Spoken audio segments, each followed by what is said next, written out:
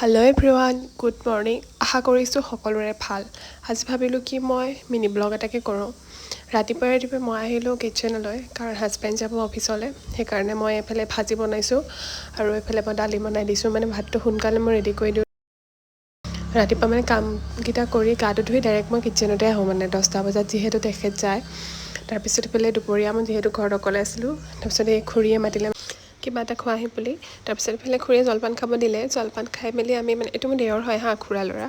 তাৰপিছত আমি গোটেইকেইটা আহিলোঁ। মানে আমাৰ আগফালে যিহেতু আমাৰ নদীখন আছে, 3-4 দিনৰ পৰা বৰষুণ, মানে এইখিনি অলপ মানে কালি পৰহিলৈকে পূৰা শুকান হৈ আছিলে। দুদিন বৰষুণ দিয়াতে মানে ইমান পানী, মোৰ নিচিনা মানে 3-4জনী ডুবি যাব ইমান পানী হৈ গ'ল।